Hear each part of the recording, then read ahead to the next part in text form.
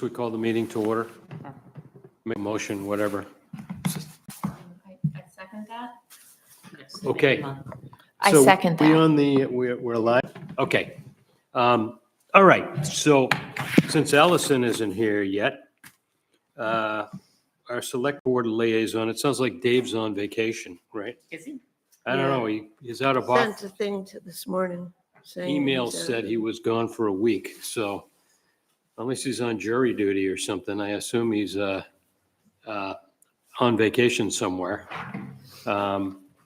So you want to just dive right into the EAB stuff?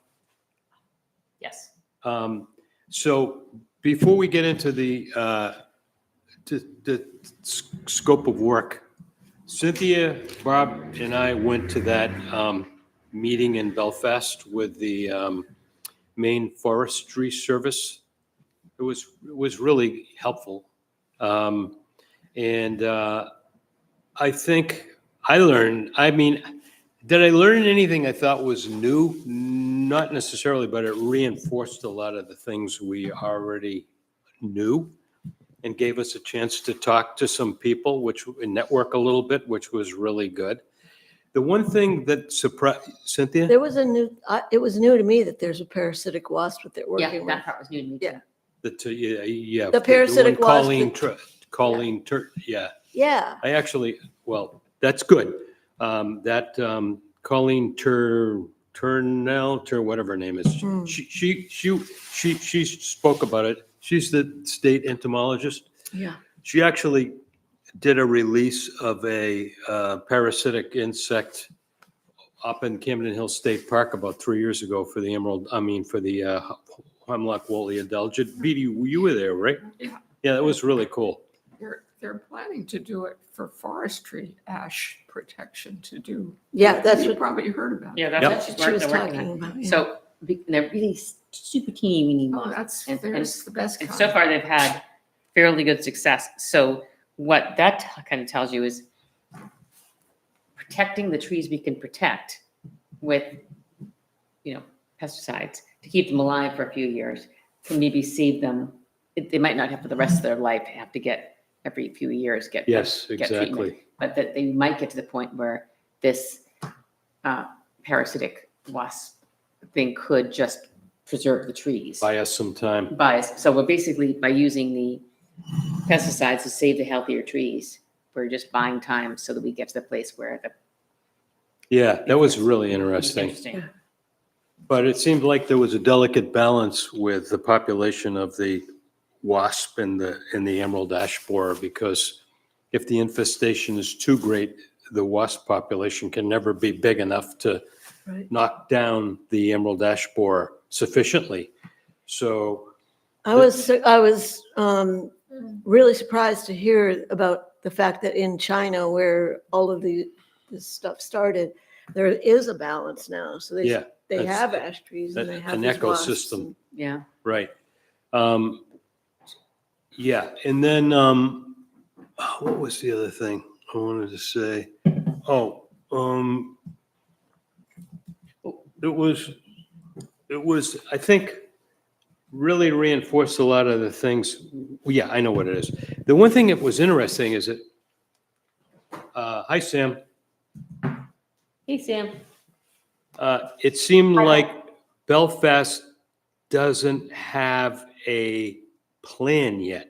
No, At least that's the sense. clearly.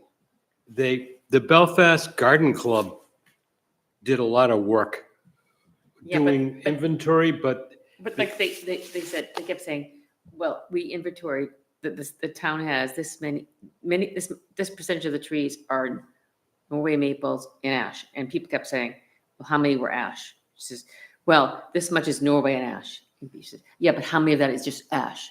And she kept repeating, it was like a round circle. It's like, okay, forget it. It's like they somehow did not have that number. It was like, we're here for this, but yeah, they're way behind. so that was good. I think Well, it was interesting to note. that was good. All right, so Barb and I met with, from our perspective here in Camden, we had the select board meeting, and where we got the tentative go-ahead to put together a plan with the expectation that the town would pay out $90,000 based on some estimates we got from local arborist, Tree Works, Shane Hendrick. And when we met with Audra, I kind of said, well, so what's the next step, right? How do we get this thing off the ground? Anticipating that we're going to want to pull the trigger in spring, because you can't inject the trees now because the SEP isn't running. The trees are going into hibernation. The deciduous trees. Wait, could you just back up? What's the $90,000 thing? That was when we were that was the expectation that we set that it would cost to treat all the trees in the right of way that are in the report that Louisa Crane put together for Okay, the previous conservation. How many trees is that? 452, I think, was on the report, but there's not that many trees anymore. so Some treat really them cut for down. the first year altogether? or- Treat them once and they'll be inoculated for 2 to 3 years. Okay, Okay? The expectation now, based on the most recent information on what's currently being used most popularly, imamectin benzoate, is that it will last 3 years.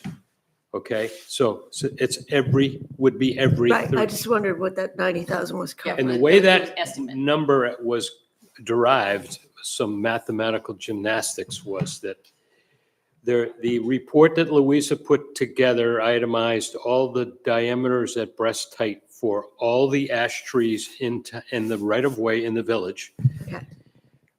which I forget what the number was exactly, and then we added a 10% to that because they would have grown from Right. 2017 to now. Mm-hmm. And that comes out with a diameter at breast height of 7,500 and some odd inches total, when you add them all up.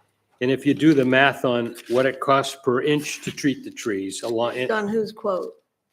that's actually based on Shane's information, but it's pretty well standard of the industry. It's about the same, 7,505. And then there was some additional cost to do some maintenance, surveying, this and that. So it came up to 90,000, and that's what we mentioned to the select board at that meeting we had, the presentation Barb and I did, and they were okay with it. And so Audra, we met with Audra the following week and said, so what do we need to do next? And she said the process is the following. We'll go with what the Conservation Commission recommends, but you need to put together a scope of work that will detail out what do we get for $90,000 and whose responsibility is whose, right? So I put together a draft with some help from Barb. That's what I sent around. Mm-hmm.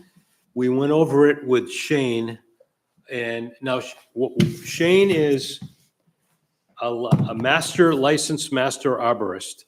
He's a it says it on the he's a registered. He has a registered spray firm, and all his people are licensed pesticide applicators. So he has the credentials to do this, and he's one of the only ones we know that could do this, right?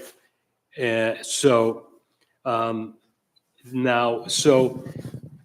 next step for us is to put together a scope of work, which would then, once the scope of work, we're all comfortable with it, then that would then be presented again to the select board and use that to go ahead and pull the trigger on the financing, which the actual work would commence in the spring. Nothing's going to happen over the winter in terms of, now, why it's important to get it done sooner than later is because all the materials have to be ordered, the pesticide, all the skids have to be greased. So we're ready to go. And the other thing that is kind of an assumption here is that the Maine Forest Service, have you guys seen the quarantine map?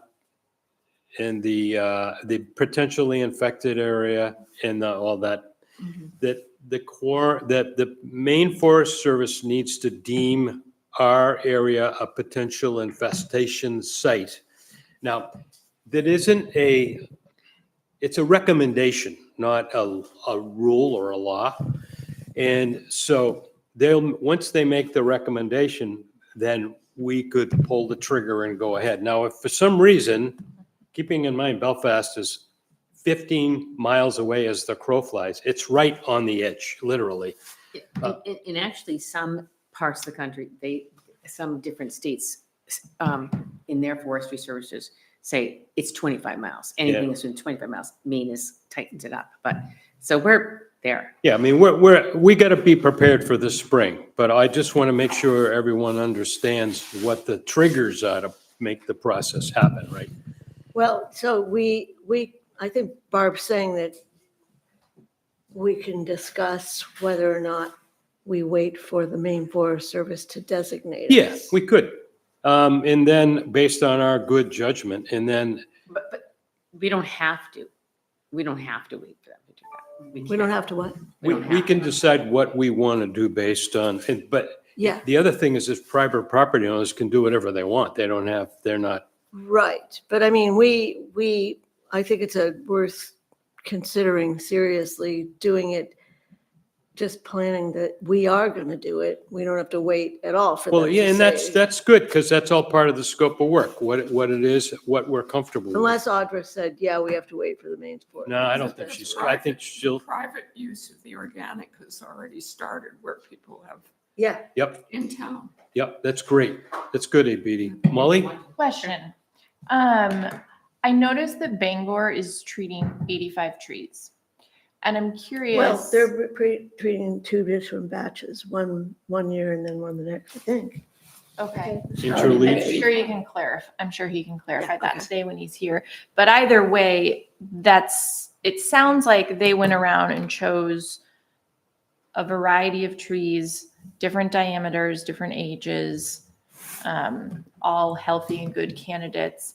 And so they're treating like a subpopulation, which is something I had been wondering about. And then I saw that they're doing that. And I'm curious what the discussion has been here, or I don't know what everyone thinks of treating all the trees in the right of way versus treating some of them as kind of like a conservative approach, using less pesticide while preserving the species and specimen trees. Well, the Bangor, And So- when, like what yeah. if anyone's done the math on when we break even on cost of treating versus cost of removal. well, so Ben is going to be on at 1:30, right? Mhm. And we can ask him, but Oh. I believe the reason that was they were chosen was because they didn't have the funding to do all the trees. It was a financial decision. Okay. But we should ask him that question, because that was my sense. I'm thinking. The other thing is there's the cost to treat the trees, there's the materials, and there's the labor, right? Right. The actual doing it. I think you'll find that regardless of what it is you use, not trying to take sides, just whatever, it's going to cost about the same amount of money. It's not less to do one and more to do the other, whether you use the organic or and by the way, Right. Emamectin benzoate is a semi-synthetic. It's not, I mean, it has a Yeah. organic precursor, right? Right. So, I would also love to see I know I brought this up last time. Yeah. And I'm not sure that it was something that was received well, but maybe like the first round was Shane, and then I'd be curious what is involved in getting the town to do subsequent rounds. Just if Yeah, labor, it sounds like labor is a significant part of the cost, I think. And Right. if that's the case, like what can we save by having the town do it? Since this is going to be into the foreseeable Yeah. and unforeseeable future. town by the could sounds do of it. Well, and I read that in the Bangor report, I didn't finish the whole thing, I was reading this morning, but that some of the people who work for the tree, what they call the tree. the forestry, It the was- division. It's not tree warden, but something like that, of Yeah. the Bangor. Some of his staff is getting certification to do the treatments. But Yeah, he, right. he actually told me that all their trees he drilled all the holes in all their trees. Right. And then the pesticide applicator did the injections. So, Yeah. but now they're also getting certified to do the, Some members of his staff are getting Yeah. certified. And we had people so here that's- that were certified, but Audra mentioned to us, she really didn't think she wanted the town to have the responsibility to do all that stuff, I because think that's why I thought Dave would be good here, because I thought I heard him say that he was interested in maybe participating in the, I mean, yeah, I think some of that pro-con analysis involves understanding the price difference between Yeah. the town doing it. Yeah. Because I'm sure there's a cost to getting and staying Yep. certified. How And many there's trees- certainly like a time cost for the town staff to Right, go and so- do it. And as is but- our and public then- works department is already Yeah. taken on. Yeah. In the last several years, have taken on a lot of, and they've hired people for this job to do, like, the whole Gould Street project was done by the town. Yeah. Where in previous years, that would have been something they bid it out and had someone else come in and do it. So that saves the town like 3/4 of the cost. Yeah. Of Yes. what it would have, if they had, I don't know the numbers. they did a but brilliant job too. It's a huge job. So, but by the town doing it with own town employees, it saves them, we do the same job for about 25% Yeah. of what the cost would be if we'd hired Wow. Joe Schmo. So that's what the Public Works has been investing in equipment and stuff like that to do that stuff. Yeah. And it saves it's a big cost savings to the town. But on the other hand, I know they're kind of stretched Yeah. for right. So other things. Yep. So, it's the urban forestry manager, that's Ben's title, right? Right. Okay. Yeah. So to go back to what Molly brought up, though, I mean, like, yeah, that's certainly fair game to talk about, our overall goal, like, is to represent the best interest of the taxpayers, cost versus benefits. Mhm. Then there's how it gets done, who does it, blah, blah, blah, right? So, I mean, this first round, that's got to be the overall goal is cost versus benefit. The best, get the biggest impact as part of benefit. There's of course safety and all that other stuff, right? It's not just, we got rid of the EAB, but at least temporarily, it's like safely got, you know where I'm going with this, Yeah. right? So, but yeah, that's fair game. I mean, I don't, And the other part of this is just this part we're talking about, just the treating the trees, isn't the whole picture, because some trees will, when they go to treat them, they say this tree's no, it's not worth saving because it's too far gone already. Yeah. So then that tree has to be removed, and that's not included in this 90,000. It has to be removed by Right. somebody, I just whether it's remember, the town or. I just hire remembered that I had a conversation with Mark Ryland in Portland, who's in charge of their Emerald Dashboard. yes, And it was kind of interesting. They are spending 40 to 60,000 a year. They've got, their program is well underway. It's been Yep. like for many years now. Beginning of first come. But actually, so he only started working with them in 2023. But there are two groups of trees that they alternate like every 2 years. right, And the emamectin trees that they've treated are doing really well. Out of 175 trees that have been treated, 20 only 20 have died since starting treatment. And Are they using a different pesticide for the other year? no, it's just the Probably just spreading labor would be my guess. They just wanted to, yeah, that's right. They didn't have enough time to do it every year for all of them. So their program was just getting off the ground, and they started with the 100 tree group, and then they switched over to the 75 tree group. It's sort of estimates of, it sounded like those were hazy numbers. And they have, and what they do, they don't have to go out to bid, because they have a system where they have a bunch of pre-approved contractors. Yeah, And then they do an RFP to all of them, and whichever one they feel like using, they can use. right. So anyway, like I said, for that 150 to 175 trees, it's working out to be 40 to 60,000 a year. Yeah. How many trees did you say we have? that we're- 450, Oh, but they're not. that we're gonna treat all? That we decided we were gonna? Well, that's one thing I'd like to do when we're ready, is to go through the rough, the structure of the scope of work. And that's part of it, is to take, but we know they're not all still in existence. In fact, several have been removed. Vita, you look like you had a question or a comment. Oh, no, it's gone now. No. Well, Rich- I just think the cost of disposal, I'm thinking partly of the general public, which you're only thinking of the street trees. That's correct. The other ash trees. I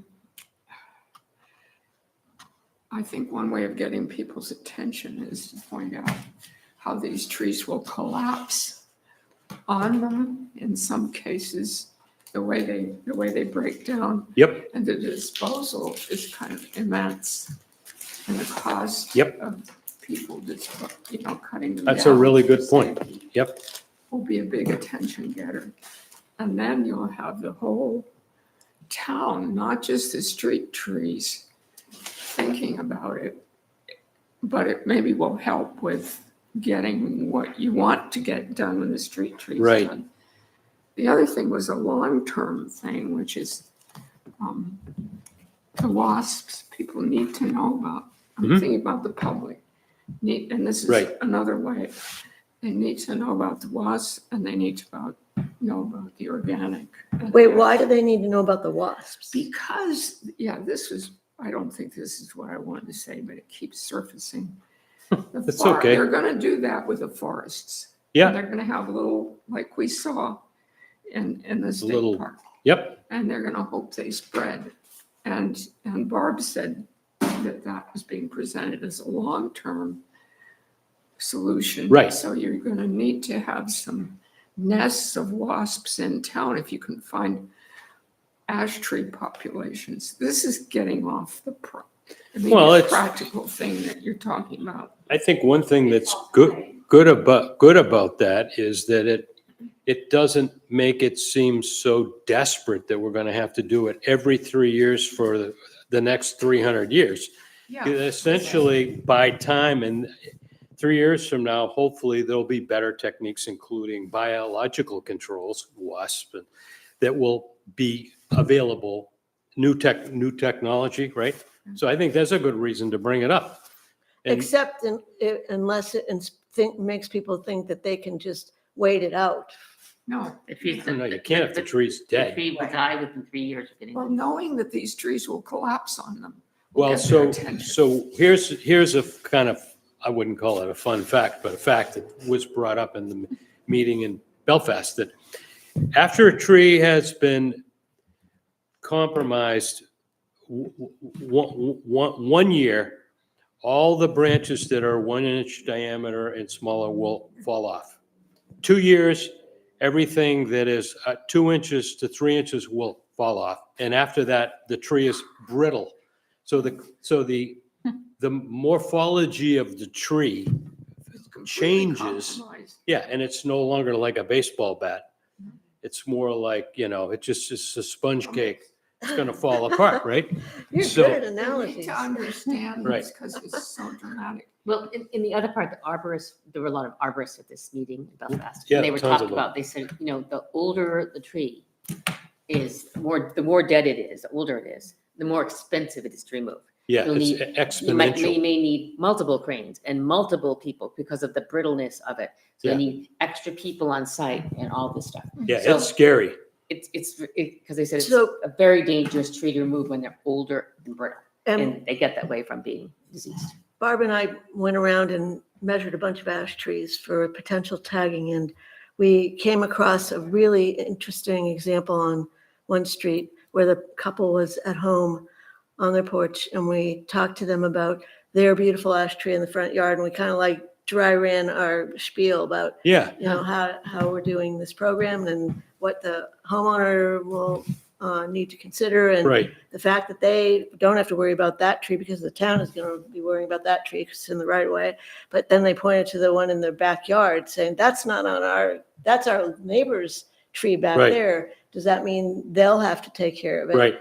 And we're saying, yeah, but then what came to mind is there could be some real interesting new dynamics between neighbors about trees, which is always a Especially because the fraught tree thing. looks like it looks very close to these It's- people's house.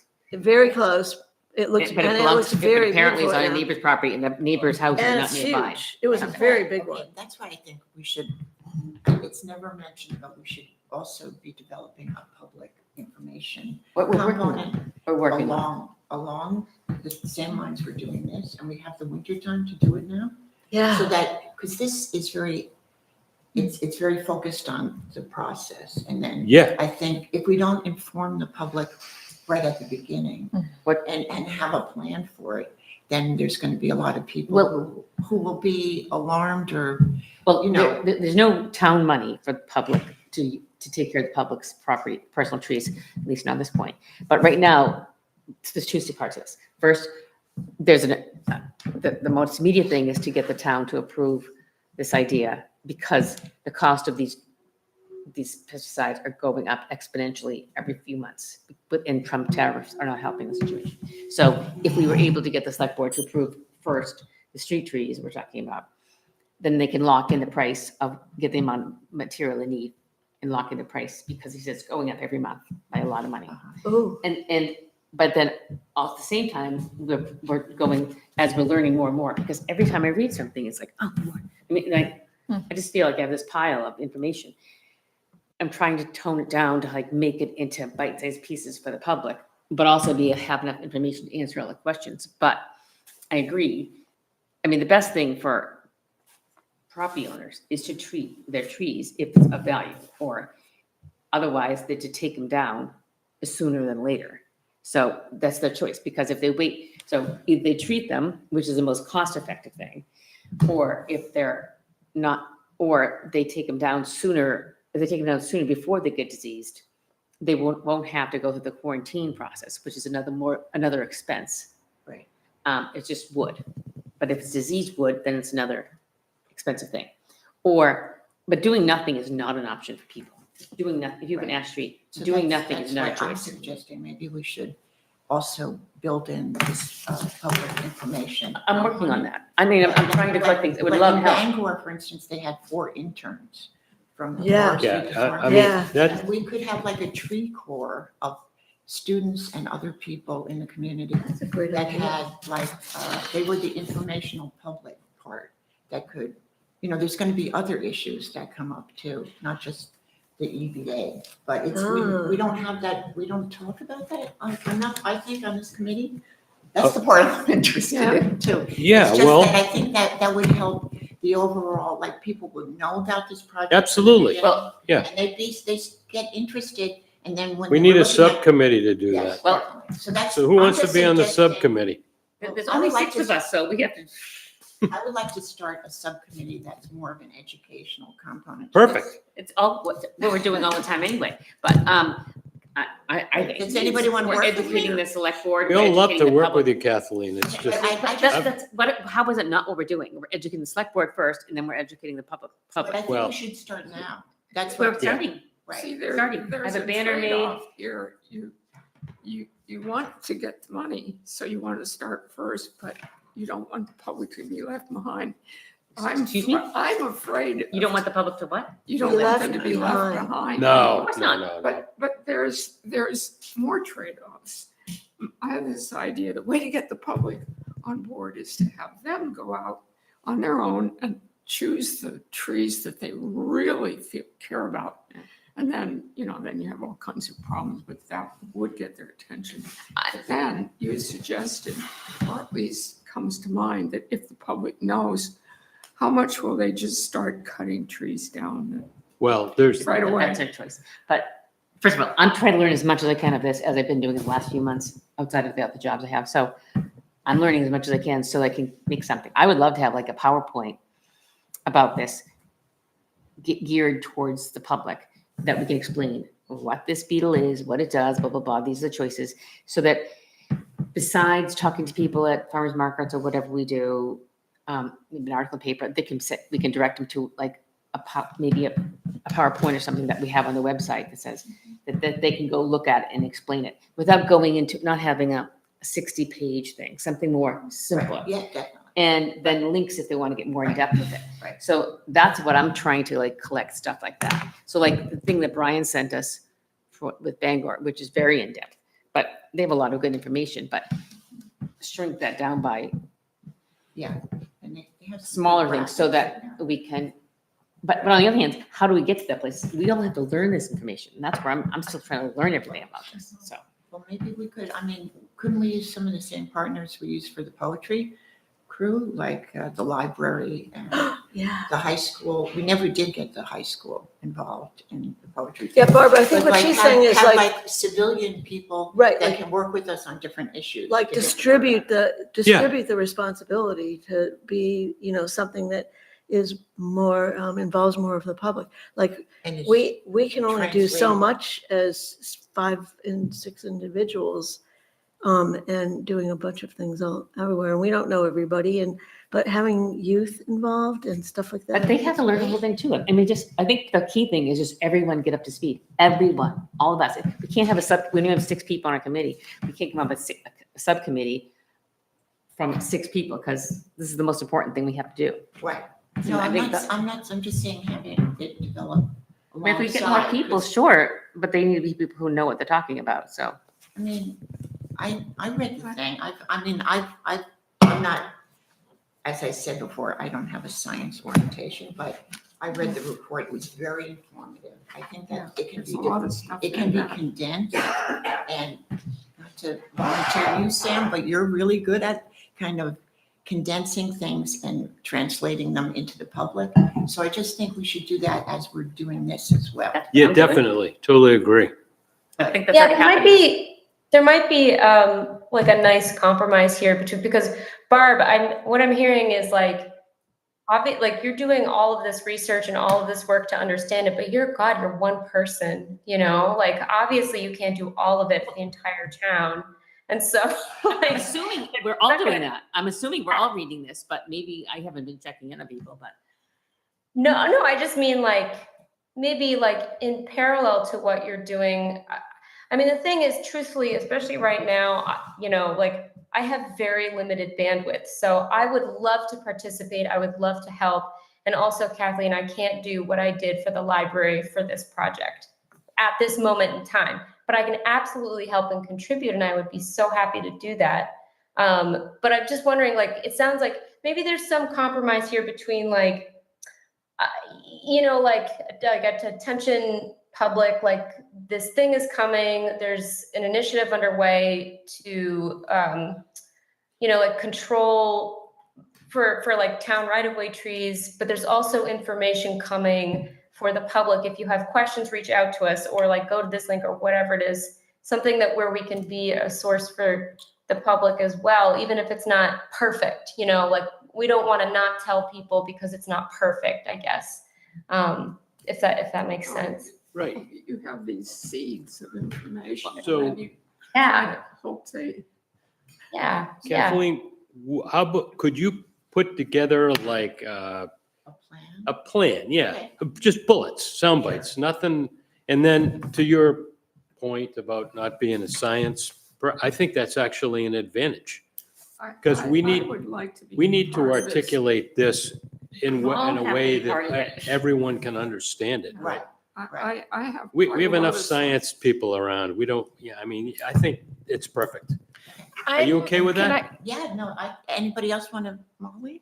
Do you want to, we could, I just need some, I need a couple other people to bounce stuff off. Oh, And sure. Barb, You can we bounce, can just yeah. email this stuff. You can right? absolutely, I think you can bounce I would off of love all of to. us, Sounds like but you Sam, can you definitely could bounce bounce stuff off of Sam, right? me.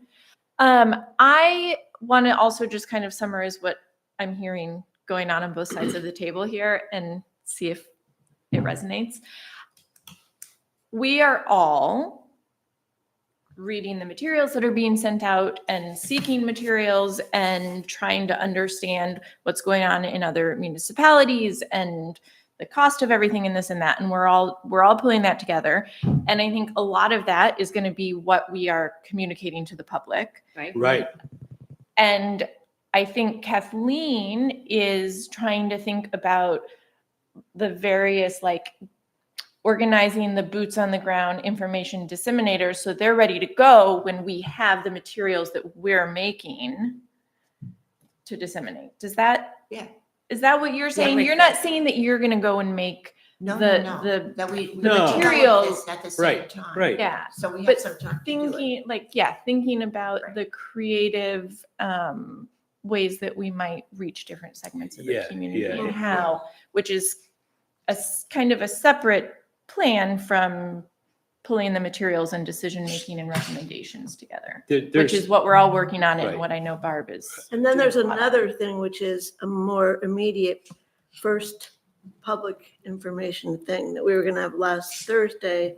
Are we still thinking of Well, doing that? okay, this is where that stands. I've been looking at what other towns have done when they had public information things, and pretty much everyone had a banner. So I asked Audra about that. She said to have Holly do it, but it's not done yet. Hmm. So I'm gonna check again today after the meeting Okay. and have her do the printing of some of the information that's basically from the main Forest Service. But it's an elm tree, do you have an ash tree, excuse me, and some of the basic stuff, and get copies of that. But she's been so busy with this whole parking thing, she hasn't really got all that done. So I didn't have any information, I didn't have any banner, so I just didn't do anything yet. So Okay. I'm waiting on that. So I think we have to have something to give out before we can have an information session. so we're not doing It's getting anything. cold out. Well, what am I supposed to do? I don't Yeah, know. I know, we'll have to Well, find an well, indoor. Can I just ask if we do stuff, we all talk to each other about it? So we're all doing it, because I'm interested in this subject. What do you mean if we do Like- anything? Well, like, I would just like to be CC'd on the emails about you're gonna do a thing. in the- Okay, there's no She's- date. She's I know. actually I'm just just- I'm- been the all I only do one is- working all on I that. did No, is that's- just try I'm to just get some- saying so that we're all on the same. Well, Absolutely. I'm telling you. So Yeah. all I did is I just ordered a banner that just said Emerald Ash Borer Awareness. Or just that, just so Yeah. that we can do it together. Because Yeah, I think right. we are a very small group, and then we can Yep. all have different areas of this that we're. Yeah, interested in. yeah, that's a good point. And I think too, that this question about like, it's more a question of packaging. There's tons of information. There's a fire hose of information. There's so much, it's like, there's no need to invent anything. It's just packaging it Right. in a way that we need it, right? So we shouldn't need to spend a lot of time with like, this graphics on everything, beetles and larvae and, And boreholes actually, and, I think if you overwhelm the public with too much information, that's a very off. I agree I with, agree. nobody's even gonna read it if it's like 16 pages long. Even Right. just more than 4 bullet points. Yep, agreed. That's Like right. the thing about the trees being cut down is more expensive. There's certain points that I think would really resonate with the general. And all that public. information is out there. And that's It's all why in the stuff that's been sent around, actually. Then- the basic then how information, you if you- get it to is the people, stuff- that's is- the question. Well, that's what we can do as a group, because I think we But have people here Kathy, that have the talents. two, in that. the two things I had asked Holly to print are things we've already passed around that we got from the main Forest Service pages. Right. So they're And really then- basic.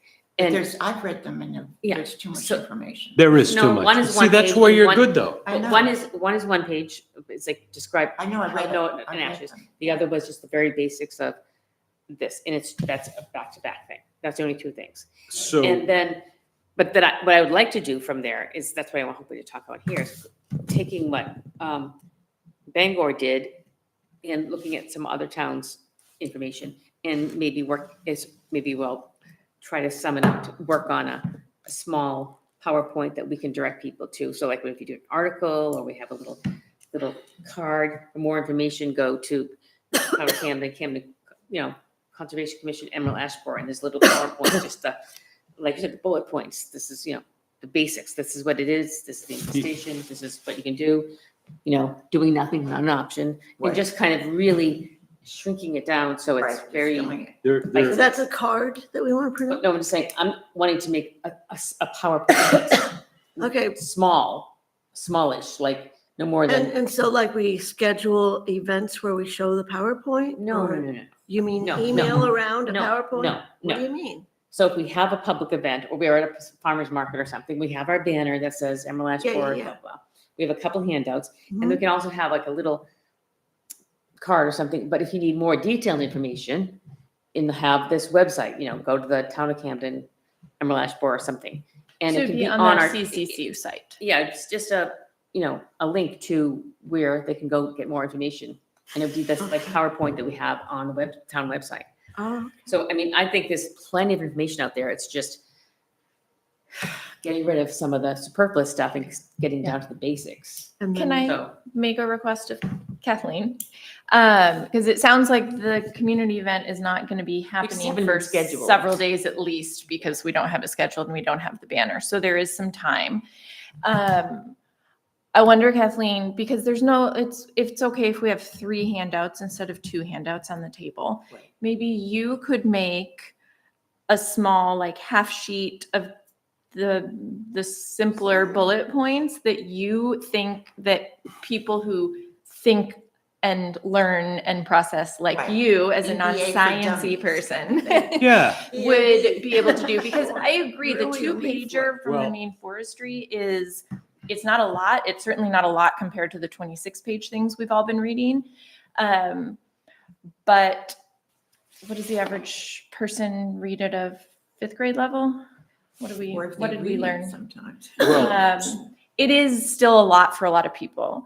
And so I think it would be nice to have a simpler version. I think the main point of this initial event right. is that kind of like, hey, we're thinking about this. We want you to know we're thinking about it, and you should be starting to think about it more to come. Yeah, we shouldn't be trying to answer all the potential No. questions right now, Yeah, because what you no. got to do is stimulate people Yep. to formulate the questions Yeah. in their own mind. So Right. you give them the most, Do you want the alarming newspapers to points. know? I think, yes, I was Or going to say, I reason think to that'll pursue. be also great preparation Started with them. for I something to emailed you give the guys. paper for like they can feature the little event Right. that we're having and, put whatever materials And we want also to that the have. town has the resources to be proactive, which Yeah. so many places in Maine Yeah. don't have that, where they have to, like in Bangor, they can only do a certain amount of trees. So, Right, so, Kathy, I emailed you and everybody else, the two things that we've all already seen, but the 2 things I was having printed out. One was called Saving Your High Value Ash, and the other one is. yeah, that's, so maybe the best way, because But you can just look at I them. think you're a really good resource, Barbie, for like getting the right information. So maybe we can have this sort of But if you want to add, be a simplified version sure, and then that's figure why I out. sent it to you. Yeah. Yep. And then I will try and make a bullet point of just a plan of Yeah, different good. steps. And Yep. then we can all look at it and. it's a roadmap. Yeah. Yeah. And then maybe just take 20 minutes out of the next meeting. Sure, To you, go over it. sounds Well, we great. need to do something before 20, we had to do I something. mean, just for the plan, like. Yeah, just the we'll- plan, We'll have right. some public meetings. We might do Perfect. something with the library, Yep. blah, blah, blah. And I think with the content, we can all help out too. Right. But to what Barb said, by far the best, this is Saving Your High Value. This is on the Maine Forest Service website. Right. I think I actually sent this around a couple of times. But it's by far the most simple, condensed for municipalities and homeowners. Simple. It's not like a fire hose of stuff. Yeah. It's just makes it plain and simple. Yeah, that sounds great. Yeah. I think so. That's why I didn't go into the detailed stuff. It was like, it was That's based one on homeowners. page, isn't it? And it says, It's actually a couple, BD, but it's pages. not, it's Back not, and- It's it's back not and much. forth. It's one page into both sides. If you wanted to print it, it could be back and It front. probably should be one That's what I page. told her. And So then I would have a half-page version you can do that too, also. but 'cause it's pretty, that- it says a simple guide for That's homeowners. what you're gonna do, right? Yes, yeah. Yeah. I would definitely do the, You can can you like say this in, translate it. right, yeah. Yeah, good way to say it. Right. Yeah. But I forget exactly. Sorry, can I just pop in here? I think just something to remember is like, we're all coming at this being like, hi, we know that there's a thing coming and it's gonna have a big effect on our ash trees. Right. Most people are not gonna know that. So like, even just starting with like, hi, there's a problem. Yeah. And like very clearly articulating what that is, Yeah. will be like, that will also be a hook for some people to just be like, oh, I didn't know that. Yeah, so Yep. that's my, What's an ash tree? Yeah. Yeah. what does it mean? We don't What's want It's to, it's gonna be What's a very tree? soon, it's gonna be hard to Right. recognize because they'll we don't want to create hysteria either. Yeah, recognition, Right. which I can help. Sounds like a plan, huh? You okay with that? Yeah. Ben's gonna dial in soon. They lose their leaves early. What's that? Oh, they do. They're, Yeah. so what I'd really like you folks to do between now and in the next couple of weeks is read over the scope of work and mark it all up. I so mean, give us your inputs, all right? 'Cause maybe today's thing with Ben will we, inform that. this is a working process. It isn't like, it isn't, I mean, this isn't a draft ready to be turned into a Right. Right. document. Did Audra's the one who asked for it, right? Does she have a sample scope of work that she's received for another project that we could follow the format of to understand exactly what she's looking for? Well, she needs to comment on it, and so Dave is the one that is gonna kind of own it, to be honest. Okay. So to answer your question, Molly, I don't know. I mean, I'm really concerned about overcomplicating this and turn it into a 17-page legal document that. Yeah. I mean, the town can take this and then do whatever they need to do with all the legalese. And I think it's a recommendation from us of what we think we should do in the order of which we think it should be done. And then try to, I'm really concerned about overcomplicating it and let the town do whatever they think they need to do Anyway, to So put some teeth in it. You know what I'm saying? just um, looking at it though, I have a few questions quickly. I'm not sure we have much time for Okay. questions, to be honest, but we can, All right, I'm confused by the passive thing here. The ash trees will be surveyed as part of the treatment process. Mhm. Does that mean the LPA will survey? Yep. Trees? Okay, all right. So everything you're exactly what saying it here is what the means. Yep. LPA is, all right. the LPA is going to do all, this is for the LPA. That's the scope of work for what they're going to do, and it outlines in it what they're not responsible for. Okay, so I think what you gotta do is break it down, first of all, by set, there should be a lot more numbers. One, What's up, change it, this one, two, Help that me. one, three. Okay, I'll do that. I can. but it's got to So be, that's the way you want us to interact Yeah, with you is I don't want- redraft it. yeah, well, I put some, we got to put the meat on the bones. I put some bones down here. Okay. And I don't take anything personal. You want to change it, I just but didn't keep know. in mind, though, the one that the LPA, the licensed pesticide applicator, or the licensed spray farm, they're gonna have to do this in a cost-effective way too. So we can't ask them to go survey all the trees first, then come back, then make recommendations of ones that they wanna treat, ones that need to be removed. Because what they wanna do is, they wanna take the Louise's Cranes list, start at the first tree, and go to the first tree and say like, this tree's dead, it's gotta be removed. We're not gonna treat it. Then they're gonna mark up the GIS database. Tree dead, needs to be removed. Go to the next tree. and they're gonna survey the trees as they go along. Oh, Treat the as trees, they survey go. the trees. As part, oh, that's what you mean by as part of the treatment process? Yes, Yeah, because exactly. It's just, Okay. it'd be more cost effective to do it the way he just. Okay. Right, so it's Okay, one by one then. one by one. Yeah, Yep. all right, fine, okay. So and the reason for that is because it just makes it way more cost effective. Yep. And then when they find a tree that's like compromised, they're gonna just say, this tree is untreatable. It needs to be removed or whatever but the town then has the responsibility. So you're gonna start, okay, yeah, like you say, cost not to exceed, so within this $90,000, they gotta be Well, in the, able to be doing all these things. yeah, exactly. And do it in a way that's cost effective for them as a business. And did she seem to say that it would need to be competitively bid? She said, we asked her that, and she said they would go with the recommendations we would make. Interesting. And the other thing is, But isn't there a only legal other thing? people with the same qualifications. You know what, to do this. Cynthia? I don't know. And I don't want to own that. I I know, mean, but if that they makes a want big- to, it's like, that's why it says LPA, licensed master arborist, registered spray firm.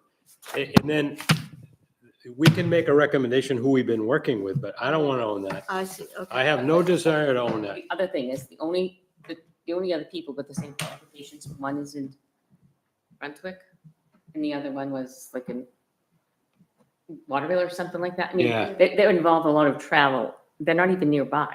Mhm. So there's nobody else around who has those same qualifications. You I see. need to have both qualifications. You have to have a master, what are those going to call? A master arborist, And have the separate licensed spray firm. spray firm, and for anybody working with you.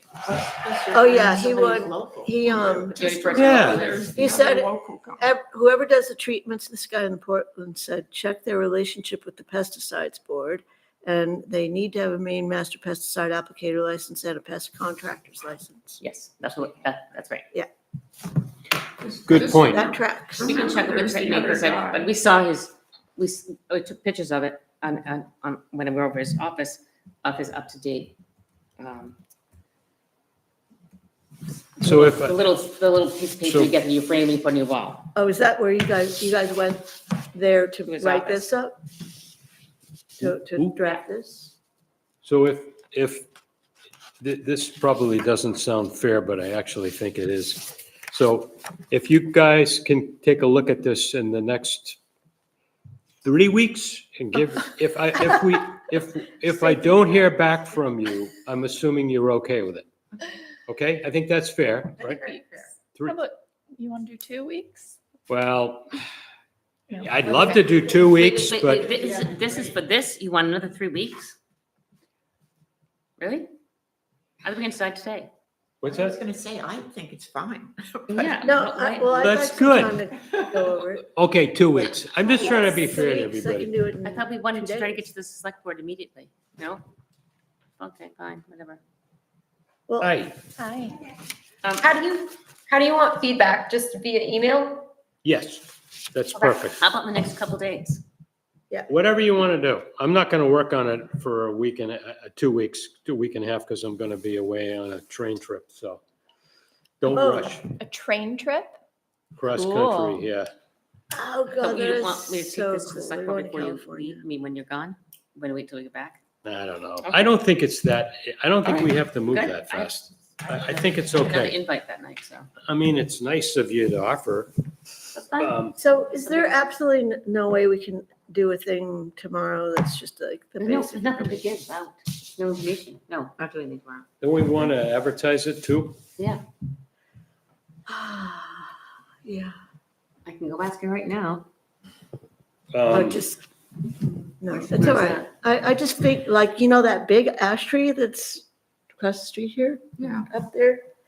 It's so beautiful right now. It's this giant Yeah, ball of thing, fire. and like it's still There's a- identifiable because the they're leaves beautiful. are on it, and It's it pretty healthy. too, illustrates so. perfectly the glory of Well, ash I tree can just go ask her right now. and how it's important. So Ben, hi Nancy. Hi, how are you? Good, how are you? Kathleen, does Margaret want to make us a banner? Does everybody know Nancy Johnson? Maybe, I'll ask her. What's She always that? gets mad when I. Ben style. That's fair. She's a real artist I who said, works are, for. are, oh, you, do you want to get So- a good photograph? Oh, of the he's tree? on, He's on, yeah, I don't know about the video. Hi, Ben. Ben?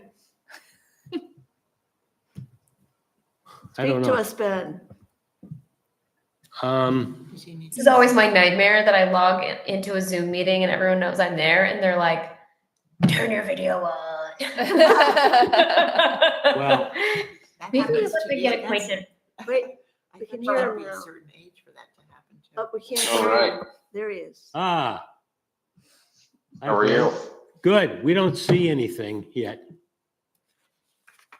Oh, we see you. There he is. Okay. How are you?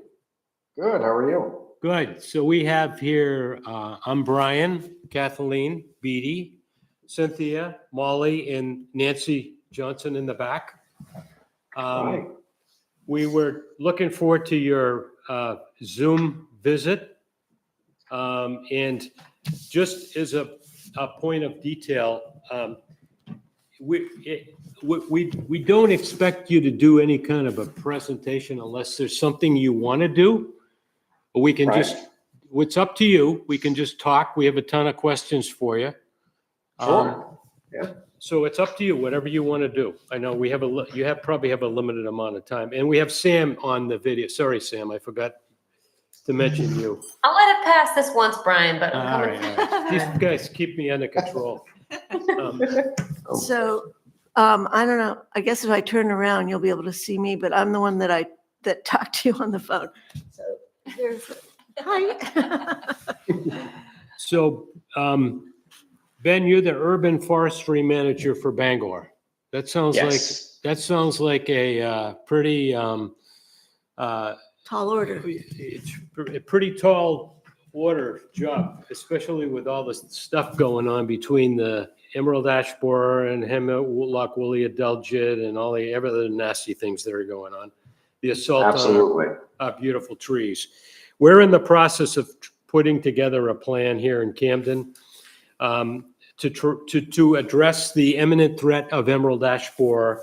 And we're looking at spring time frame to pull the trigger. Process of putting together a treatment plan for the ash trees in the village that are in the town right away. So it would be the town's responsibility, if you will. Mhm. And then also, we're in the process of putting the public education program together for private landowners, property owners, to give them a better understanding of the imminent threat of Emerald Ash Borer, along with what options they would have as property owners to treat the trees, as well as any recourse they might have if the trees need to be removed, yada, yada, yada, right? And we were really impressed with your work you've done in Bangor, and then it's sort of been you've been sort of our role models, and you didn't even know it. And Cynthia established contact with you. Thanks, Cynthia. And the purpose of getting you on line here today isn't just for you to do a data dump on us, but it's to establish a relationship with you guys, because I'm sure we're going to have a million questions, so that you know who we are, we know who you are, and open the door for a dialogue. So we don't have to answer all the questions today, but we really appreciate you joining us for this meeting. We meet once a month, but we also do a lot of offline stuff together as we're all volunteers, highly paid volunteers. We get, anyway, enough said. So if you want to take it from here, Ben and Sophia? Sure. Sure. Excellent. I think the city of Bangor is pretty unique as far as Maine, and especially central Maine is concerned. We've been lucky enough to be blessed with a forestry division whose sole goal is to maintain tree assets within the city. Part of that is working with University of Maine at Orono, which is 2 towns away. It's also a major benefit in comparison to other Right. cities. So we were lucky enough to have a master's student who is recently graduated and finished with her program, Sophia Cameron, reach out to us way back, probably 2023, Sophie, and request, doing a project for Emerald Ash Borer. And Wow. I think without her work and work at the university and, collaborating through, stretching far out to resources, I believe as far out as University of Vermont for input. I don't know. I think Tony D'Amato out there had some input as And the well. city of Rochester, New York. But Yes. Sophia, you did that whole thing for free? It was a valuable learning experience and it got me a master's degree. Did it get you a job now or what? Are you still Yeah, it volunteering? did. Okay. No, good. yeah, I work for the city. Oh, good. Yep. So we And can't, I will we can't hijack you to come to Camden? Don't you want another degree? Anyway, If I go for my PhD, I'll let you guys know. Okay. okay. Keep going, Ben. Sorry. And we were also lucky enough to have 4 students, Sophie included, complete a total street and urban park tree inventory. So we had fresh data, fresh sets of eyes, and we came up with an Emerald Ash Borer management plan, and Sophie, that was pretty much her project. And then another student looked at some of the treatment options. So I'll let her pretty much take it away and kind of discuss how we have such a well-versed Emerald Ash Borer plan now. Excellent. Thank you. Yeah, so I will preface by saying I don't have a ton of time. I have to go over to Bangor High School to do a little bit of a teaching workshop with them. They're doing some projects for the main science fair that's related to the work that we've done. But essentially, I think at the end of the day, Maine is a really lucky state. And I know further south where you guys are, you might not be feeling that way at this point, given that I assume it's been found in Camden? No, it hasn't yet. Belfast. Belfast, which is Okay, 13, yep, 14 that's what I'm miles thinking away of. as the crow Yeah, flies. so maybe you feel a little bit lucky. We are one of the last states, we are the last state on the East Coast to have, areas of our state that are not infested by Emerald Ash Borer. And a lot of that has to do with just like where it was first introduced in the Mid-Atlantic region and kind of like the rate of spread in that way. So fortunately, or maybe unfortunately, I grew up in Pennsylvania. And so I watched all of this happen when I was 15 years old. And that was quite devastating because Pennsylvania obviously has a much larger hardwood component than softwood component, which is the reverse for Maine. So we lost, I want to say 50 to 60% of total forest cover in the state. Wow. That's not a hard number, but it was very dramatic, and it's still pretty dramatic to look at when you go back down there. So when I moved here and realized pretty quickly that it wasn't affecting kind of the Old Town, Orono, Bangor area where I lived and worked, I felt pretty passionate about figuring out a way to do some good in that sphere. And I think the big bonus that Maine has is extra time. So having watched the neighboring states go through it and having extra time to prepare. Right. In some cases in southern Maine, that was not the case, and they weren't as fortunate because they weren't keeping an eye out for it. So I applaud you all for being proactive and wanting to do this. To be very clear, treating trees is not, it's going to protect them and give them a longer lifespan. However, at the end of whatever treatment period you choose to do, it's not guaranteed that Emerald Ash Borer won't come back to the area.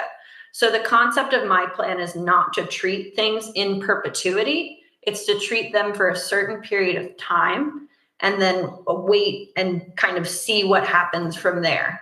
In infestations, there's this concept called the killing front. So it's when a population, specifically EAB in this case, reaches an area and there's mass mortality over a shorter period of time. And then because the food resources, in this case, ash trees, run out, they tend to move on to the next place. So they either fly to different trees or they repopulate in a different part of the city. And that killing front usually, in all the studies I read, takes about 7 to 10 years to pass over. So it's an investment in treatment across that 7 to 10 year period. Yep. And then once that kind of passes on and you start to see a decrease in mortality of trees that you haven't treated, that's where you can let up on the treatment and see where you're at, assess the damage, essentially. It's essentially a way to weather the storm is Yeah. how I always thought about it. That's really interesting. That's the first time I've ever heard that. Yeah, it's very insightful. This is Yeah, exactly yeah. why we wanted to talk to you folks. Yeah, Seriously. absolutely. It also gives you hope. Hope is a good Yeah, thing. and I'm happy to kind of dive into specifics more via email, but our kind of general overview right now of what we're doing is, because we have that very up-to-date inventory, which was invaluable to this project. That's the only way we can do all of the things that we're doing, is that we had that recent information on a per tree level. We essentially know which trees are already kind of iffy and dangerous, or like in a weird spot or over someone's house, and are ash trees. And we can identify, okay, this is not a tree that we want to continue having in Bangor's urban canopy because it's already questionable. So we're going to slate this one for potential removal in the future as soon as we have an identified case of EAB in the city. And then the trees that we identified as the opposite of being really high quality or in good positions or really significant landscape trees. We have a park that's pretty much all these massive ash trees across it. Right. Those ones we could mark down as, okay, this is a tree we really want to save. This is a tree that we need to get injected, and doing it kind of in that way where we're essentially binning, like creating groups of trees of, okay, is this one that we want to save, or is it one that we don't want to save and it's probably going to be infested, and if it gets infested, it's going to be incredibly dangerous. You know, like that kind of two-way street. In the initial plan, just because we were trying to be as cost-effective as possible, we looked at treating only 250 ash trees. We did get approval from the city council, as well as at the recommendation of our tree board, to bump that up to a higher number between 750 and 1,000. That being said, I know Camden's smaller, and I don't know what your tree resources are at this point, obviously. But having those numbers is really, really, really helpful, because that's a lot of labor and time. Right. Or if you're paying a contractor to go inspect those trees. Do you know what percent of your inventory that is? What percent of your inventory are you choosing to treat? So it's 20% ash trees. And I think, Ben, that was what, 1,800 something trees? Yes. Yep. 1,800 and I want to say 16 off the top of my head, but I don't know. And we're treating about 1,000 of those. So yeah. Are those all public trees in the right of way, or are they, okay. And Yeah. Just as a data point, Sophia, we have about 450 trees in our village area, Okay. just so you know. Right, We sure. have an inventory as well. so Sure. you guys are drilling the holes though, right? Is that what you said, Ben? You have a crew that Yes. actually does half the work, basically. And that crew was Sophie and myself. So we went out in front Contractor. of the contractor. Sophie knew the trees, painted the base of the trees. I would drill the required number of holes, insert the injection arbor plugs, so they're called, and then the contracted injector would follow behind and then inject the trees. So it was able to save a couple of minutes per tree by splitting up that labor. And so what did you end up with a per inch dBA cost of treatment? Well, that will take a little digging to find that number for you. Because I know we spent on just What was it, 85 5? trees, it was like 5,300. Yeah. Yeah. I don't That wanna- included- I don't want to get into too Oh, much it's in detail your here. report, I sorry. really Okay. want us to keep this like Yeah. 30,000 foot level, and then we can ask Mm-hmm. these guys. All right, I have a general question. Sophie, how do you feel about us stealing some of your prose? Do you care if we copy anything that you have in your report? Not necessarily. I think the plan that obviously you would have to size down a lot of things. Oh, no, I just mean like certain segments of it are just really nicely written that could Oh. be used for public information. Yeah, sure. Cite me, but yeah. I mean, Okay. with your permission. Yeah, I yeah, mean, you got my permission. We wouldn't take anything and not tell you we were going to do it. No, yeah, go Um, for it. I would also recommend a lot of the stuff, a really good resource for me was the Maine Forest Service. And if I get someone's contact information from Ben, because I do have to go in a minute. If I get someone's contact information, the Maine Forest Service through their kind of urban forestry division, Yeah. I don't know if that's the technical name of them, has a resource that is essentially an outline of how to write a municipal emerald ash borer response plan. And so I use that quite a bit. That's great. Yeah, we've been in touch with them. I'll send you an email, Sophie, with Sure. my contact information. We're in the process of doing that right now, but to that end, we don't want to overcomplicate this thing either, right? I mean, Sure. we're not in a position to write some extensive legal document. We're in a position to put together a document that outlines what kind of the expectations are, what the scope of work is, where the trees are, what, Sure. that kind of thing, right? Yeah. So, and you have to run in a minute? Yeah, unfortunately, I double booked myself. I gotta go talk to some kids about aerial imagery. That sounds great. Do you have any other words of wisdom for us before you go, specifically? Like we're neophytes, FYI. I will say that Camden is a highly trafficked tourist area. And one of the major things that makes this very challenging in this state specifically is the amount of recreationists and campers we get and the amount of firewood they bring into the state. I think signage and public education, especially of kind of the more seasonal residents, about the firewood quarantines that are in the state of Maine are Right. incredibly important. We've developed I think I have a handout, or I can find a handout from the Maine Forest Service that's useful. But I think also Camden's a really cool summer community where the people that go there, from what I know, are very invested in the actual community during the summer and otherwise. And so I could see it being super easy to like advertise a little speaking engagement where whoever wants to come can learn about how you shouldn't bring firewood from out of the state. Right. Or bring it further north in the state. And I know that the folks at the Maine Forest Service, specifically Allison Canody, who's the state entomologist, is always more than happy to provide resources for that or even come participate. Yes. So yeah. That's very helpful. We met her a couple weeks ago at a Belfast. Beatty? I just want to say we have a state park too, and that Yep. involves Yes, firewood. yep, Yeah. yep, Camden Hills. Right. But you're absolutely right. I mean, it's a very transient community here. The population goes way up in the summer, and that's a big concern. I mean, in a good way, Sure. No. I think it's a great. We love our visitors. We just get Yeah, absolutely. It's just a lot of those visitors are from Massachusetts and New York, where they have really, really bad emerald ash borer. And so if they bring their right. food, that's not good. Many of us are from there too, Yep. Yeah. but a long time ago.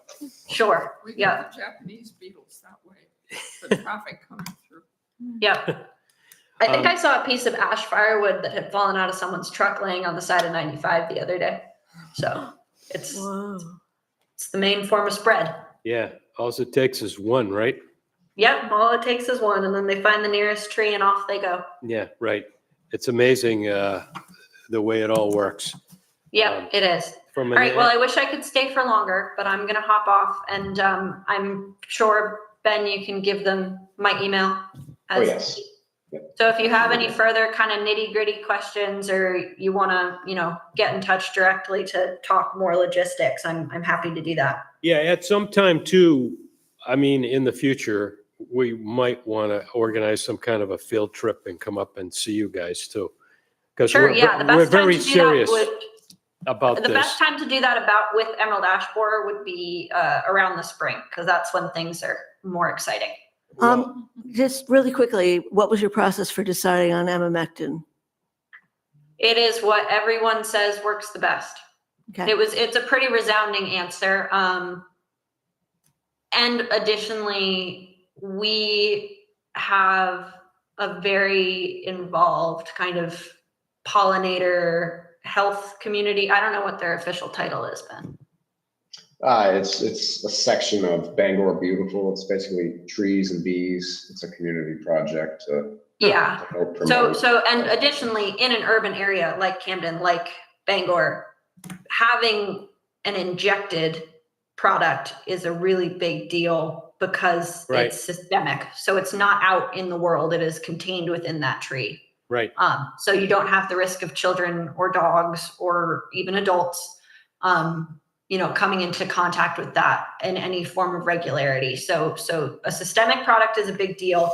And emamectin benzoate was found to have a longer kind of effectiveness time period. It can last for up to 2 to 3 years, whereas ivermectin, which I think is the other, not ivermectin, what am I saying? Imidacloprid, is the other one that people have injected, and that usually only lasts a year. Right. Is that the neem oil one? I don't know off the top of my head what the active ingredient is in imidacloprid. It's or in the imidacloprid. imidacloprid products. Is that the triazine? It's a neonicotinamide. Is that the triaz? Do you know what triazine is? The one they use in Canada? No, That's that's not imidacloprid. Oh, okay, that's something else. We should let Sophia go. Yeah, we Sorry, should let guys. Sophia go. Yeah. Right. Thank you All right, thank so you so much much. for having me. Thank you, Sophia. could stay Very, longer. very insightful. We'll look forward to talking to you again. Yeah, absolutely. Bye. Okay, Ben. Now you're all ours. All right. When did you folks first start rolling out your program? As far as rolling out and the implementation Yeah. of the plan. So Sophia finished writing it this spring. It was presented to her committee and then accepted kind of informally into Public Works by the previous Public Works Director, Aaron Hootery, and myself. So the implementation began with that inventory. So within that inventory, each tree that I had the interns measure got a health assessment, 0 through 4 for condition, 4 being super healthy, 0 being either dead or missing. And in that GIS database, Sophie was able to filter out very quickly ash trees that were extremely healthy, 4s or 3s, and then, kind of geographically isolate them to our treatment area, which is along the western side of Bangor, since Herman, the nearest infestation, has been found. So that was all done between April and May, all easily manageable since the data is right there in a digital, pretty readily accessible database. And then, we identified trees based on those health assessment numbers. And then both Sophie and myself went out and looked at those trees that were ranked very high to see, is this a tree we want to spend money injecting and to help prevent? So we looked at items, the tree's health, obviously, and then the tree's location, whether it was upheaving sidewalks near utility lines, encroaching over private property, or looming over a public right of way. So kind of everything factored into us narrowing down from that larger list into the 85 that we treated this year. And then we looked at kind of equitable distribution across that 85 trees. So although we're on the west side of Bangor, they stretch pretty much every neighborhood and census tract that we have in Bangor to ensure, you know, that one neighborhood does not have more treated ash trees based on, you know, a disproportionate, you know, economic viewing, you know. Right. So So you mentioned that, or Sophia did, that you were going to treat 750 to 1,000 trees. yes, yep, So- that is our goal. How long will it take you to do that, do you think? 85 trees took us, I believe, 16 hours. Oh, so it's not total. too So- bad. So Yeah. 2 days. Yeah. About Yeah. 10 to 15 minutes per tree. And to get into the nitty gritty, if you're having this subcontracted out, depending on what equipment they use for the injections, it could increase the time. We were lucky enough to team up with a contractor right here in Bangor who uses a very expensive injection system. And it's powered by pneumatic air. And it's just like back in the day when they used to line soldiers up and give them immunizations. Yeah. It's just air. So you just put the needle into the arbor plug, push it forward, retract it, move on to the next hole.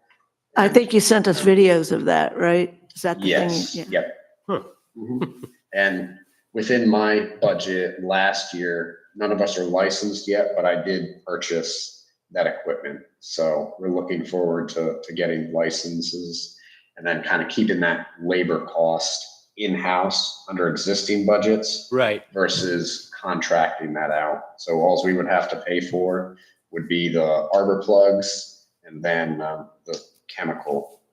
Right. So What was the cost of the machine that you purchased? 2,500. Not too bad. Nope. And the tank is the hardest thing to find to refill because it's a small scuba tank. So being on Camden, I imagine there's dive shops down there somewhere that could Yep. easily refill pressurized air tanks. Johnson's does that. Yeah. Uh, When did you first discover emerald ash borer in your community? I guess you said Herman was the first place, right? Which is a neighboring town. Yep. Herman is a neighboring town on the western side of Bangor. As of yet, we do not have a confirmed case in Bangor. We've worked pretty close with the Maine Forest Service in reporting potential emerald ash borer sightings Wow. throughout the parks and private properties even, because residents reach out to us because we have a forestry division. And thankfully, nothing yet. What we're seeing is native bark beetles and then native ash ambrosia beetles. It kind of causes the same decline in an ash tree, but they're completely native and they have their native checks and balances. Right. Unlike emerald ash borer. So What no kind of, confirmed case, yes. go ahead, Barb. Oh, Ben, can I just ask you, could you repeat again what you used as the way to assess tree? Whether it was leaning over a sidewalk or a home, telephone wires, what were the other things? Yep. So basically it was hindrance on sidewalks, roads, utility lines, private property, and then root intrusion on any of those assets. So, and that could just be, you know, looking at a tree and seeing, hey, the roots are lifting up the sidewalk. Chances are we could treat this tree, but, you know, we need to redo the sidewalk, which is Right. What did you do for a public information campaign? Public information campaign. So we have done social media posts. City of Bangor has a tree board.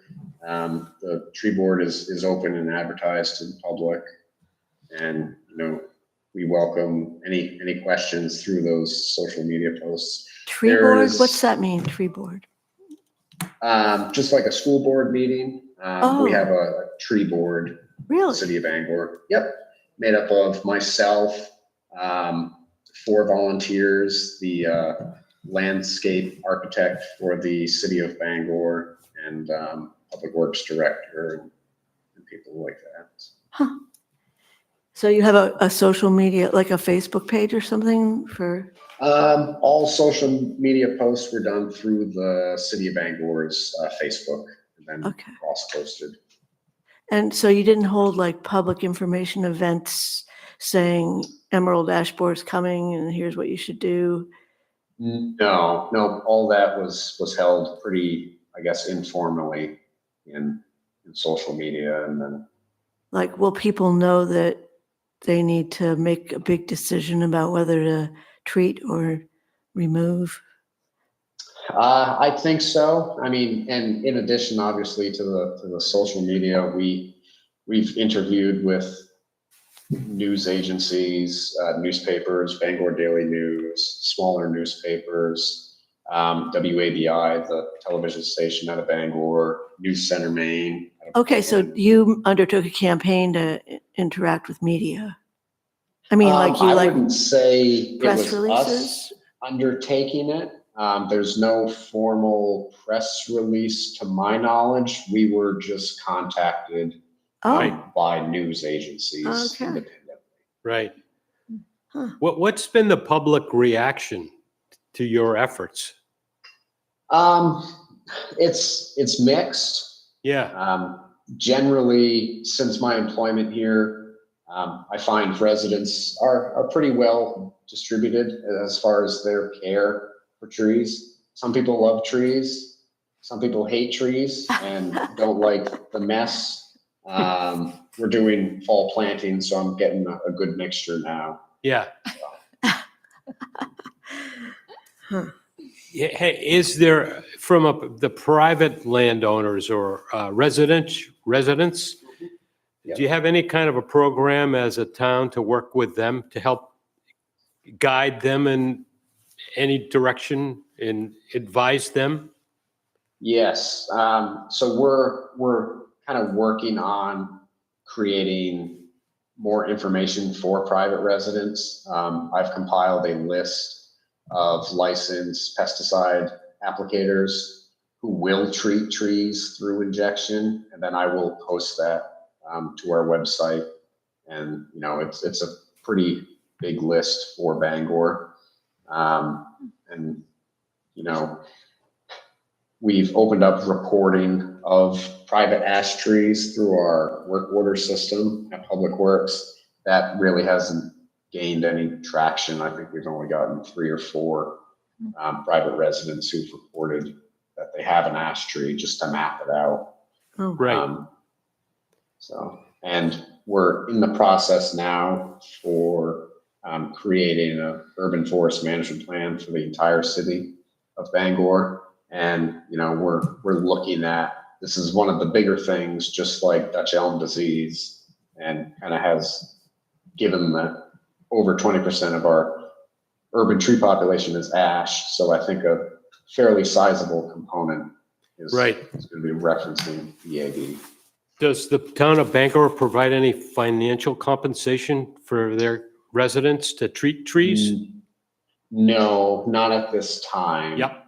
We have spoke about what is very popular in Bangor is neighborhood Facebook pages. So we have pretty tight-knit neighborhoods in Bangor, and they all have, like a neighborhood representative, somebody who cares deeply about their neighborhood. And so we've talked about, kind of offering up and saying, hey, if you and your neighbors have ash trees on private property, chances are if you reach out to a contractor. If 10 of you want to go in together Right. on injections, Good point. generally it'll be more economically feasible for that contractor to go and do 7 houses on the same street.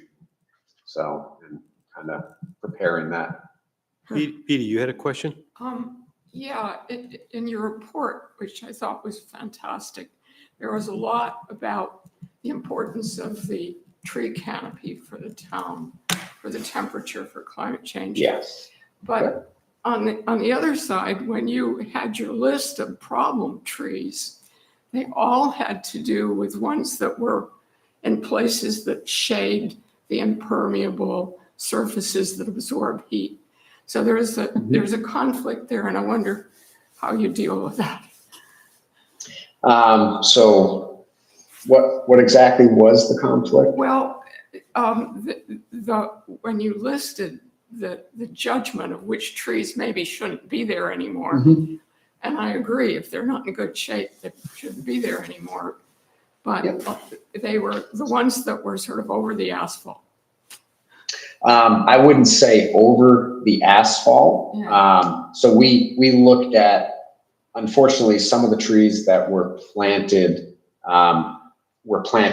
improperly directly beneath overhead utilities. Yeah. And doing a hazard assessment and kind of quantifying whether this tree, if we treat it, it's going to do good, or does it already have, I'll use this pen if you can see, does it have lean over the road, or is it leaning away from the road?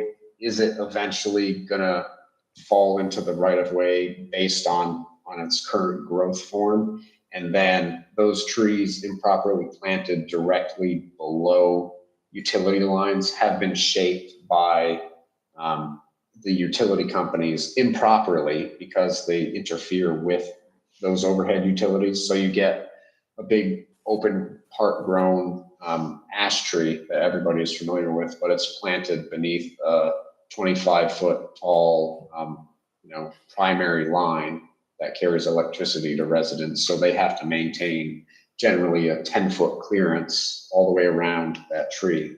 So we end up with trees that are shaped like a menorah and, more vase shaped and excessively branchy versus straight up and vertical. So You got it. Yeah. Yeah. Yeah. We've already run 10 minutes over your time. Are you still? Yeah. Yep. all right. I am all set. Yeah. So you're good? I'm good to carry on. Yep. Okay. Well, how about you guys have more questions? I just want to make sure you're not like, you have to run off to some No. big No, my important hard stop project or is- something. Hard stop is by 3 o'clock. Okay. Hard. Nancy? I have a question. Is there an injection rate? Is there an injection rate for the product you're using? Yes. So that affects its uptake into the tree? So that varies from product to product. We chose to use emamectin benzoate, which is generically known as Triage. That's the generic name. It comes in G4, which is 4% concentration, and then R10, which is 10% concentration. And we were able to use R10, which is higher concentration, but a lower rate of application. So we used 2.5 milliliters per diameter inch for injection. And all of this is following the injection label of the product that you choose to use. Okay, and then what about the speed at which it was injected into the tree? Can it be pushed in really fast, or does it, Yep. some cases, should it be put in more slowly? Yep, absolutely. So we chose to do injections in the spring during leaf out. So during that time, a tree's natural engineering is taking everything from the roots and bringing it up into the canopy. So it's able to uptake those injections much faster. You can inject any time of the year, but you just have to be aware of the natural processes going into a tree. This time of year, they're sending everything actually down into their roots. Trees lose their leaves. They're sending all their nutrients into their roots. And what we did, we timed it based on research articles and working with our pesticide applicator, full sunny days where like cellular respiration is going on in the upper canopy, and they're doing all that uptake, following a rain. And then if it was going to rain, we avoided injecting and holding off until after the rain.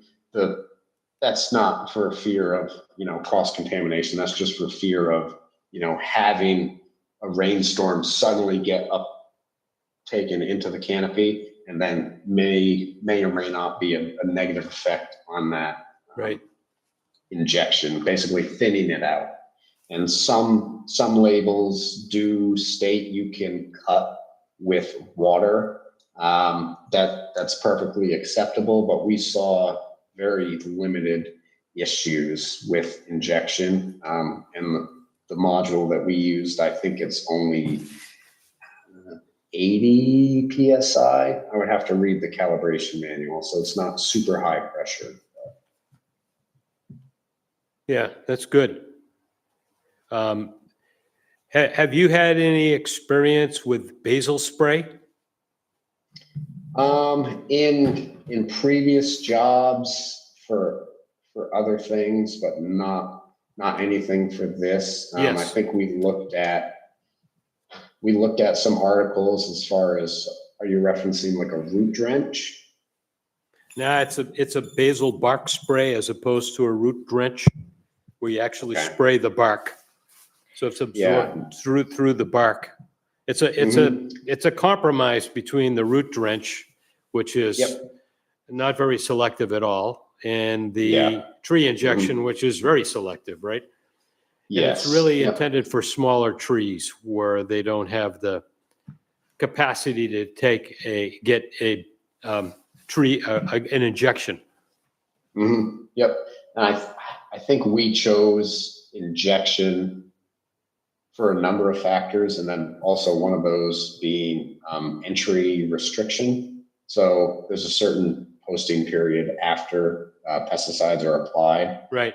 before people can enter in the area. Basically, when they dry or whenever Right. the label states it's safe. And I would assume those basil bark treatments would be like a no entry. You would have to post them similar to like a herbicide application. Mhm. Whereas in conferring with, the Board of Pesticides Control, we did not have to do any posting because the injections are contained within the tree, and they're not coming out. They're uptake So immediately. do you have any pesticide ordinances in your town, city? Nothing specifically. Yeah. What we are looking at adopting, and this is Right. part of that trees and bees, Yes. is adopting less harmful, more organic pesticides. So we're kind of looking at Right. fading away from inorganics, but nothing is written yet. Got it. It's still in the works. Cynthia. I was wondering, do you know what Herman has been doing about their infestation? I do not, unfortunately. I personally do not have a relationship with Public Works over there. Have you I been over don't- there and like witnessed a tree that's infected? No? I have not. No, I drive through it quite frequently, and I think rather than classifying it as an infestation, I would classify it as a confirmed sighting Okay. based on my observations. Right. Same thing with like Bar Harbor and And I would assume Belfast could be lumped into that confirmed sighting Right. as well. Any other questions? We're gonna, we'll let you go here in a minute. Thank you, Ben. And Ben, so we'll reserve the right, if it's okay with you, to use you as a resource moving forward. And I'm sure we're gonna have a Sure. lot more questions, and we really, really, really appreciate your time. It's been Yes. extraordinarily Yeah. Happy to helpful. help.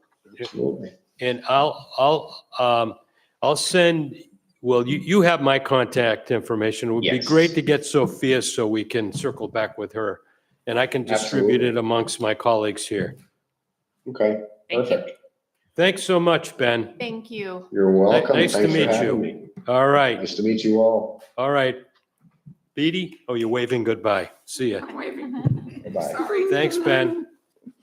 You're welcome. Well, that I was could give very, an update from the,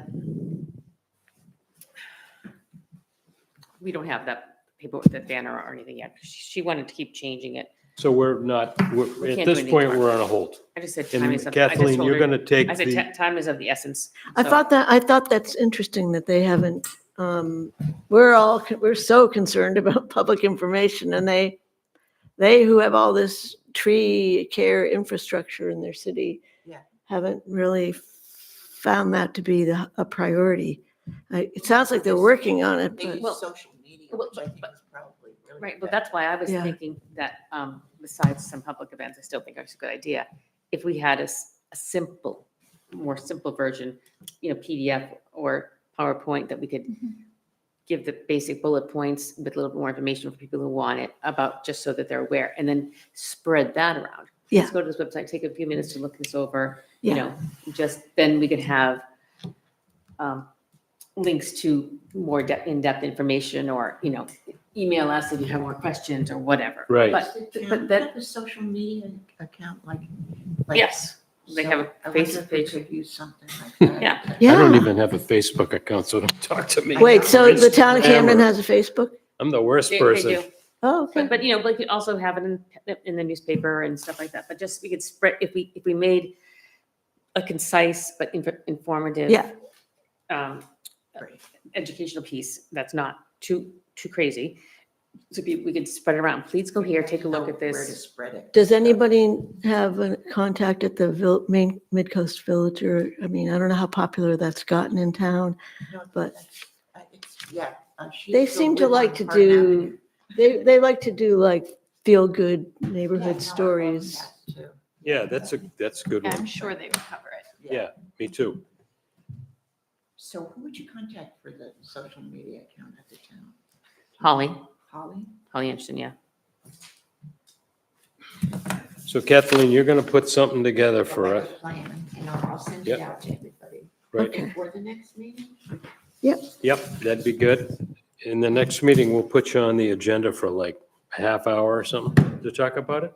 I guess so, yeah. as long as- Why not? As long as we don't get, we're not arguing with each other. What do you mean arguing about? I don't know, as long as it's like, we can, What do you mean I arguing? don't know, it just seems very contentious, which, What's contentious? Is that the 8th? What are you No, talking about? the 5th. What is she saying is contentious? it just seems like, I don't know, I just want to do this as a group, that's all. That's what I've been saying too. I've been saying we don't need a subgroup because we're only 6 people and we should all know this information. That was my point. Okay, got it. And like I said, there's so much of it, it's kind of hard to take it in. So that's why I'm trying to shrink it down to bite-sized But I think though, pieces. we do have to divide and conquer to some extent, Also, I right? think Because it's there's so part of- much, I think we should have this for every issue that the Conservation Committee works on, some kind of. me too. And also, I mean, one thing we never talk about, that was in the New York Times about the tree thing in Rockport. About Oh, the poisoning of the trees. And, I read all about that. but it's also like, that's an issue, that's another public issue that I think the Conservation Committee should have an infrastructure that can Right. respond to that. And, Well, but it's like if we had a public advocacy part of our work, it would help get the message out. Absolutely. just an FYI on that, I talked to Vicky Dudera, who presented legislature to the state about significantly raising the fees for people who do this poisoning. And it just went into, it was signed by the governor, but then it had to wait 90 days. So it just went into effect, like, I think this past week or something like that. So it was too late for those people in Rockport. But one of the problems with the ones on Lake Beach was that, they gave them the highest fee possible. It was like $2,000, which is nothing, I And think so it now should it's be something a- like A 20. percentage of your net worth. Oh, I like that. But also those fees are Because helping. otherwise people are above the law. Right, they are. Exactly. No. They've been that's- doing it for years. I mean, But that's an issue, actually, the reason I wanted to be on this committee was that, like this destruction of trees and so I think if that becomes an issue that down the road is one of, like the ash tree, we need to also again have a public well, component. well, one thing we could do is we could suggest to the town to have higher fees for just people in general who are doing cutting, because I mean, that, what Vicky did was at the state level, Right. but we could also have higher fees for people in our community, because that's been abused for decades, I know. you know? And I know it's another topic, but I guess it's just. we brought it up once before, but I'd like to see Nancy's that got a happen. question.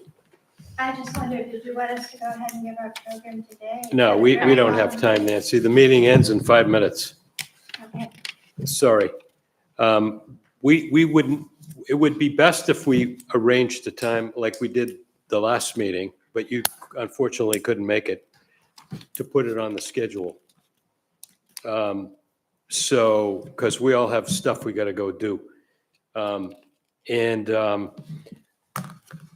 But do you want, I mean, if you want to have like, we'll put it on the agenda for one of the coming meetings if you want. And then, but you have to come when we have you on the agenda, because we have all this other stuff we need to talk about Are too. you talking to me? Yeah.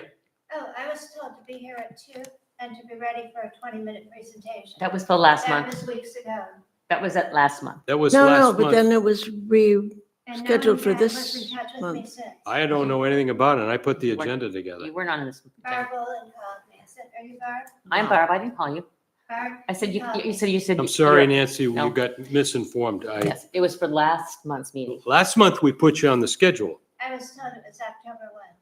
I said, well, you said you're open, you can come to meetings. It's a public meeting, so you can attend a meeting. Last Wednesday, we weren't able to do it. We were No, last month. planned, Last so I month. was told October 1. Well, I just said it was a public meeting, but you weren't on the agenda. But you could always email us or something if you wanted to. I mean, we'd be happy to have you do it. I put the agenda together every month, and I'm sorry, I didn't know anything about it. And also, we put you on the agenda for the. Yeah, I mean, we're not trying to be, How long? I'm thinking, listening to the presentation of Ben, yeah, that I think, having heard the whole thing, Doug came in a little later, I could quickly give you a little. We don't have time today. information And your questions right now. And then- no, we don't have time. I personally have to go. I'm sorry, but, Did you know, I just thought I'd mention this. Did you know that Camden is the official tree board? Conservation Commission is Camden's tree board? Yes, we do that. I heard somebody ask about having a tree board. No, Thinks it's- we know that. I well, didn't, Well, and it's not Dave- really the tree board, Dave but St. Laurent's the tree warden, right? we work for it. Yeah. We're not, it's not I'm called new the tree here, board. so I didn't know that It's that's. not a- really called that. We don't call it that. So I'm going to make a motion that we adjourn the Oh, meeting. so that would explain why we do mostly trees. I didn't know it. We don't refer to that, we don't use that reference. Oh, okay. Make a motion, we adjourn the meeting. Wait, so are we gonna, The motion. Okay, meeting are adjourned. they coming next month or not? Next month. Apparently.